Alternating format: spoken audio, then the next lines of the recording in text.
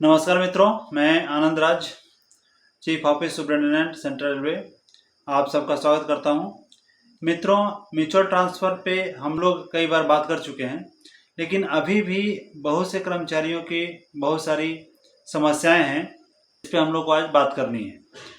मित्रों, कर्मचारियों की जो समस्याएं हैं जिस पे वो चर्चा करना चाहते हैं वो है कि क्या इंट्रा डिविजनल म्यूचुअल ट्रांसफ़र संभव है, मतलब एक ही डिवीजन में कर्मचारी म्यूचुअल ट्रांसफ़र ले सकते हैं क्या।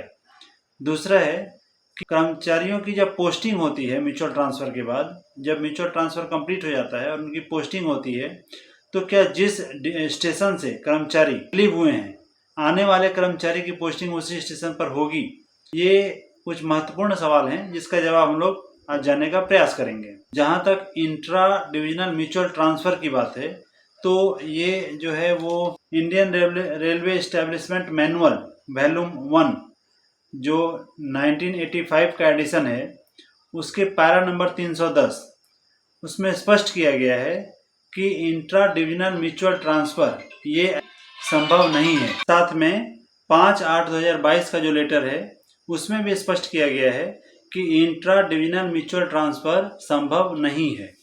लेकिन यहाँ पे एक सवाल उठता है, बहुत से कर्मचारियों का कहना है कि उनके डिवीजन में इंट्रा डिविजनल म्यूचुअल ट्रांसफ़र संभव है। मित्रों, यहाँ मैं स्पष्ट कर दूं कि म्यूचुअल ट्रांसफ़र जो है अगर किसी डिवीजन में चल रहा है तो उसका बेस ये है कि जहाँ जिस डिपार्टमेंट की सीनियरिटी उस डिवीजन में अलग अलग है। बहुत से डिवीजन में क्या है कि जो ट्रैक मेंटेनर की सीनियरिटी है वो अलग अलग एएन के हिसाब से अलग अलग रहता है।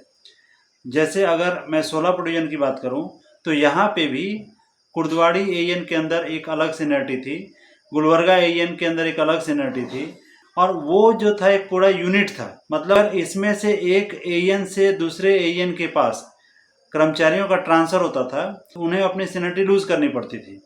ट्रांसफ़र एक एएन से दूसरे एएन के पास नहीं होता था। अगर उनकी ट्रांसफ़र चाहते थे तो उन्हें ठीक वैसा ही प्रोसीजर अपनाना पड़ता था जैसे हम लोग इंटर डिवीजन ट्रांसफ़र के लिए जो रूल्स है उसे फॉलो करते हैं। तो ऐसे कंडीशन में उन कर्मचारियों का म्यूचुअल ट्रांसफ़र संभव होता है। मतलब अगर कर्मचारियों की सीनियरिटी अलग एक ही डिवीजन में अलग अलग डिपोज में मेंटेन हो रहा है तो ऐसे में उन कर्मचारियों का म्यूचुअल ट्रांसफ़र संभव है।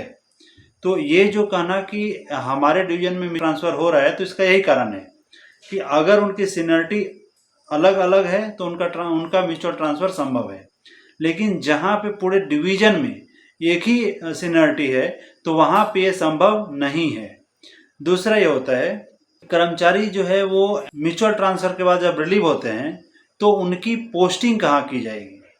मित्रों, इस पर हम लोग बात करें इससे पहले मैं आपको बता दूं कि आप अभी तक आपने चैनल को सब्सक्राइब ना किया है तो कृपया इसे सब्सक्राइब करें, वीडियो को शेयर करें और लाइक करें।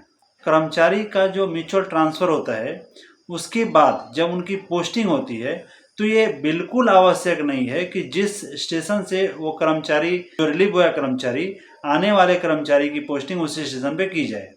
ये बिल्कुल भी संभव नहीं है, क्योंकि ऐसे में क्या होता है कि जब कर्मचारी रिलीव होता है और जब तक दूसरा कर्मचारी आता है तब तक डिवीजन में जो वैकेंसी पोजीशन है वो बदल जाती है। पहली बात ये होती है। दूसरा ये होता है कि सपोज करिए किसी बड़े स्टेशन से कोई कर्मचारी जो है वो रिलीव हुआ है। मानते हैं कि जैसे सोलापुर से कोई कर्मचारी जो है वो भुसावल डिवीजन के लिए रिलीव हुआ है। जो भुसावल डिवीजन से कर्मचारी आएगा तो उसका सोलापुर स्टेशन पे पोस्टिंग हो ये बिल्कुल ज़रूरी नहीं है, क्योंकि इससे जो सोलापुर स्टेशन पे जिन कर्मचारियों का ऑन रिक्वेस्ट लगा हुआ है, जो हम लोग चर्चा कर चुके हैं, intra divisional on request transfer के लिए हमें रजिस्ट्रेशन करना पड़ता है, और जिन कर्मचारियों ने रजिस्ट्रेशन करके रखा है उस कर्मचारी को प्रायोरिटी दी जाती है। और वैसे में आने वाले कर्मचारी का बिल्कुल ज़रूरी नहीं है कि उनका पोस्टिंग जो है वो सोलापुर स्टेशन पे हो जाए, क्योंकि ऐसे में जो इसने पहले रिक्वेस्ट लगा कर रखा है सोलापुर में, तो प्रायोरिटी के हिसाब से उसकी पोस्टिंग वहाँ की जाती है। जहाँ पे वैकेंसी है पूरे डिवीजन में, जहाँ पे वैकेंसी है, जहाँ पे आदमी की आवश्यकता है, प्रशासन वहाँ पे उस कर्मचारी की पोस्टिंग करती है। तो ये दो चीज़ बिल्कुल क्लियर है। मुझे नहीं लगता है कि अब इस दोनों बातों पे कोई संदेह रह गया होगा। फिर भी अगर आपके मन में किसी प्रकार का अन्य कोई सवाल है तो आप हमें कृपया लिखें। धन्यवाद। मैं फिर आपको दोहराता हूँ कि अगर आपने चैनल को सब्सक्राइब ना किया है तो सब्सक्राइब करें, लाइक करें और वीडियो को शेयर करें। धन्यवाद।